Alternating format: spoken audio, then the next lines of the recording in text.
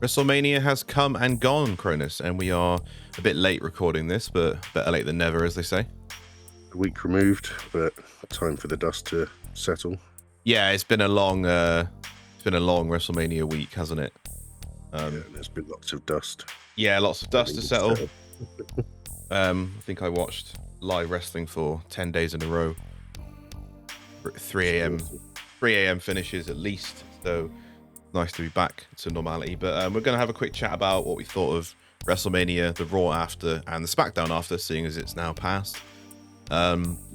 Starting with WrestleMania Night 1, which, on the whole, I thought was not very good.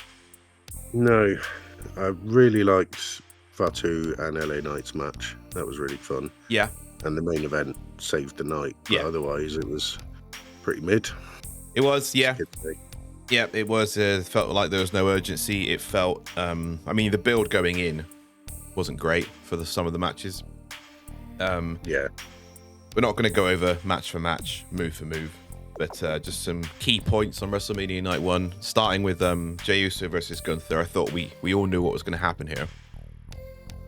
But I just thought the way they did it, like the Gunther tapping out in 2 seconds to Jey Uso, I thought was just, a slap in the face to the fans.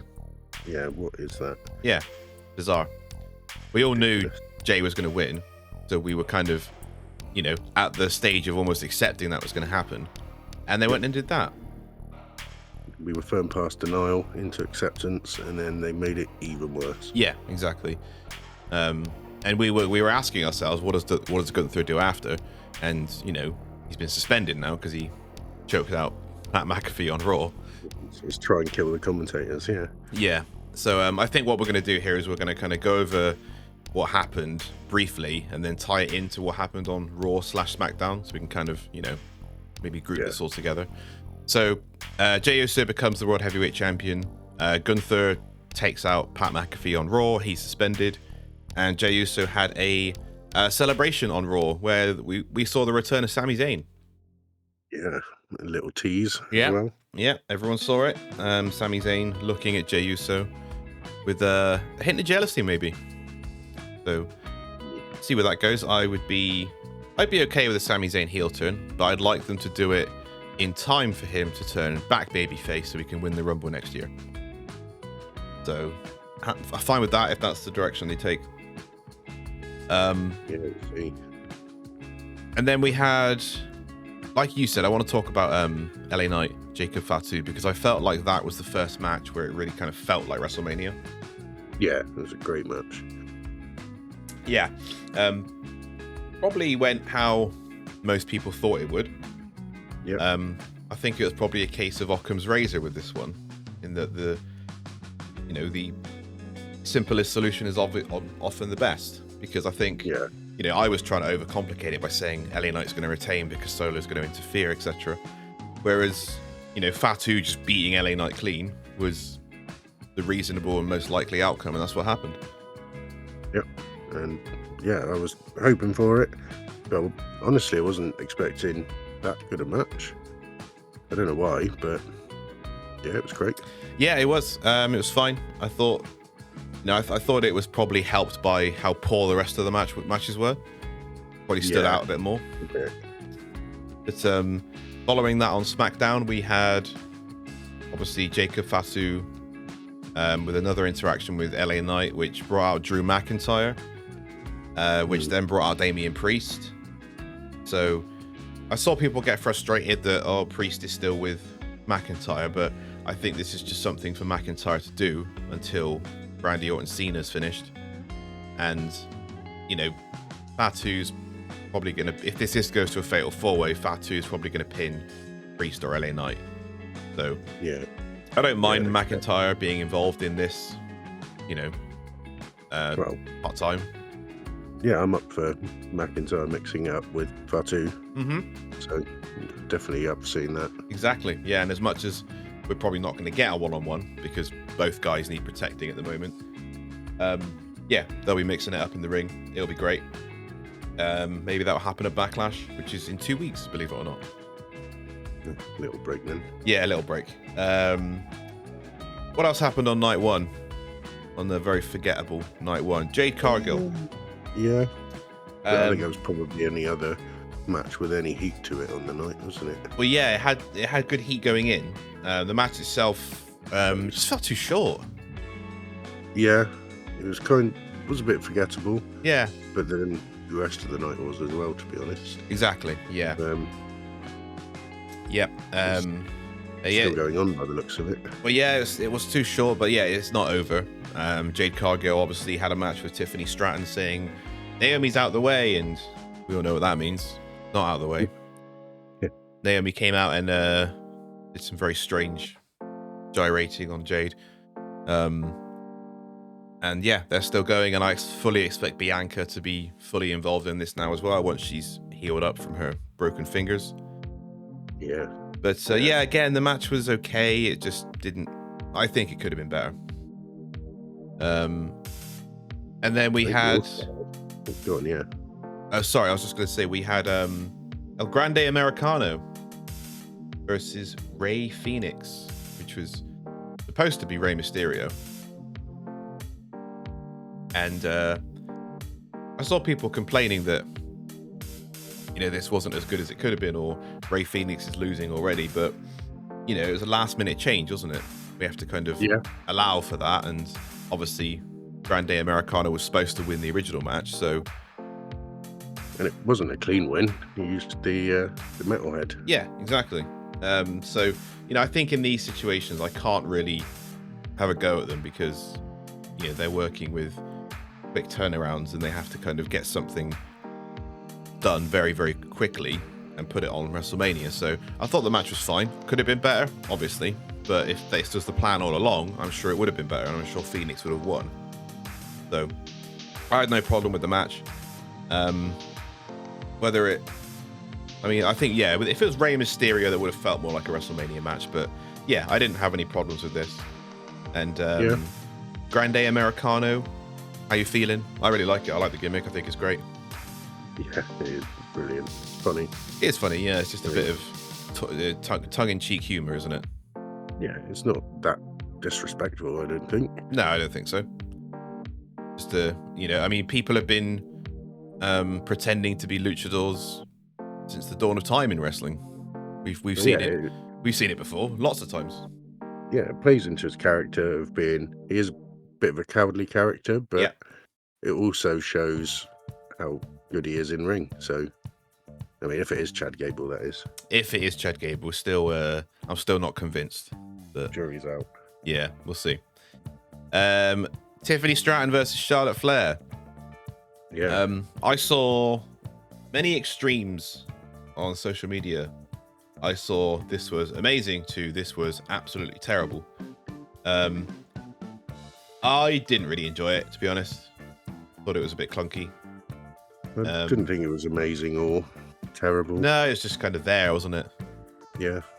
I mean, wasn't there talk about Charlotte sort of sandbagging a bit? It did kind of seem that way at the end. Well, I don't know. It's difficult because you don't know who to believe on this type of thing. And because of the stuff going in, I think people were always going to say that was going to happen. Does that make sense? Yeah. Like, because of the real life heat that's obviously there. Was she sandbagging? Maybe. She did lose. She did put her over, which... Well, even if she was, The Rock's come out and said literally everything's a work, so she was probably just working the sandbagging in. God. We could do a separate video on that motherfucker. Probably. But yeah, I mean, Charlotte won. Charlotte put her over, which a lot of us thought that wouldn't happen. So, you know, yeah, Charlotte's right result. Yeah, right result.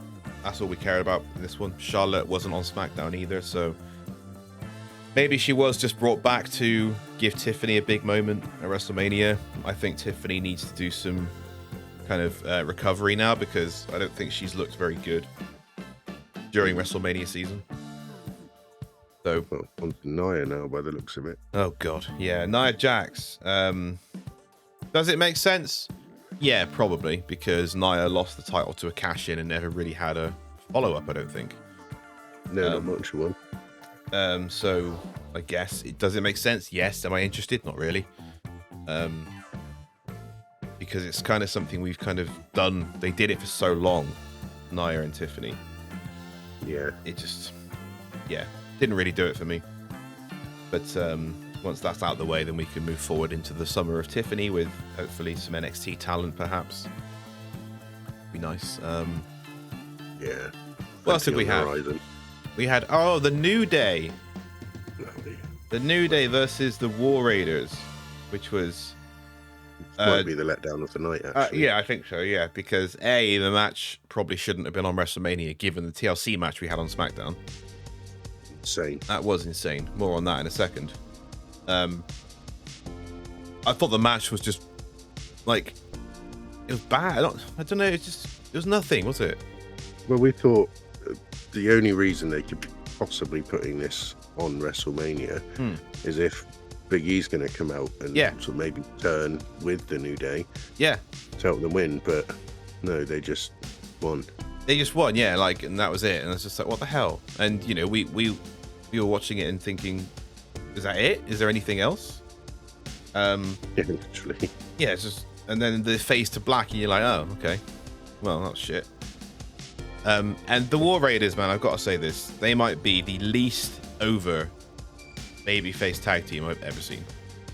The reaction from Raw wasn't great, was it? Yeah, they came out during the commercial, didn't they? That international viewers can still watch.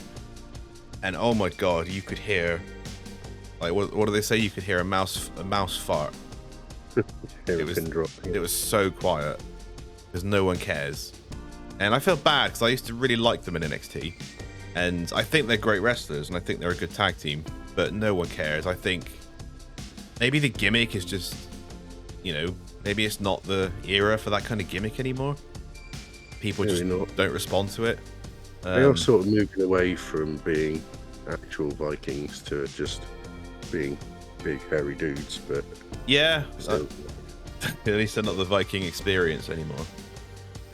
But yeah, they get no reaction whatsoever, and they were champions for a decent amount of time. 50 months, yeah. But on the other side, we had one of the best TLC matches we've had in 20 years on SmackDown between Street Profits, New Day, not New Day, Street Profits, DIY, and Motor City Machine Guns. It was just insane. It was crazy fun. They did all the right spots. They just put their bodies on the line. And Street Profits retained, which was the right decision. So I'm baffled that this wasn't on WrestleMania. And I see some people saying that if this was on WrestleMania, it would have got lost in the shuffle. With what? Night One was terrible. Yeah. Like what? Oh my god, it would have got lost in the shuffle with Jade Cargill and Naomi. Oh no. How am I going to choose between the two? I mean, like, it would have fit in like a glove on Night One. It would have given Night One some energy that it probably needed. Yeah, 100%. So, and, don't give me time constraints either, because pay-per-view, they can do what they want. Yep. So, yeah, very, very strange choice. And I think that's it up until we had what I thought was one of the best WrestleMania main events I've ever seen. In the triple threat match, Roman Reigns, CM Punk, and Seth Rollins. And I think what this match did was completely justify why it was chosen to main event over, the other triple threat match, which we'll talk about shortly. Yeah, I mean, it saved the night, really, didn't it? Yeah, it needed to, and it did. It was, I thought it was just, it's fantastic from start to finish. Everything you want in a wrestling match, you want, and everything you want from a WrestleMania main event, which was, drama, storytelling, in-ring, good chemistry. It just had everything. It ticked every box for me.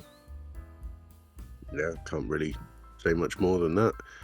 It was what it had to be. Yep. And was a good main event. Yep. And we had the Paul Heyman turning and siding with Seth Rollins, which, a lot of people said this would happen. I wasn't the first person to say it would happen. It's just something that I picked up on and agreed with. But even when it did happen, I still couldn't believe it was happening. And I thought the execution of it was very good as well. Oh yeah, definitely. Really like the build to it. Yeah, Paul Heyman, I thought, has been along with Seth Rollins, has been kind of the ace of this whole thing. and turning on CM Punk. And as soon as he turned on CM Punk, you kind of knew what was going to happen. But I think the best thing was just Seth Rollins facing away, and Seth Rollins' face when Paul Heyman low blows Roman Reigns, and then he just holds his hand out to get the chair. I thought it was excellently done. Yeah. And then they went further with this on Monday Night Raw with the addition of Bron Breakker as part of this new faction, which I know you and I both popped quite hard for. Yeah. Because needs to be in that stratosphere now. Yeah, because I think we can all agree that when you're talking about the next Paul Heyman guy, it's Bron Breakker, and there's no one else. Yeah. Well, there probably is someone else, but if you're going to pick someone, it would have been Bron Breakker. Who else could join? I mean, there's obviously going to be more additions to this group. Can't just be 2 people. It could be anyone. I'm excited to see who it is. We uploaded a short thing. Sorry? I think maybe Becky. After, the Paul Heyman, the next Paul Heyman girl. We uploaded a short last week saying could be Becky, could be Julia, which I would really like. Someone like Zoe Stark could do it. Silent assassin. Play the Marina Shafir role. Yeah, exactly. Jada Parker, anyone. It could elevate anyone. This kind of thing. Yeah, exactly. And on the men's side, there's been talks of Nathan Frazier, Ethan Page, Carmelo Hayes, Austin Theory. Everyone who's a part of this now, because of the star power involved, could be elevated. And there's comparisons to Evolution. Evolution. Yeah, and it is a bit different because Evolution, Ric Flair was actually wrestling. He was a champion, whereas Paul Heyman's a manager.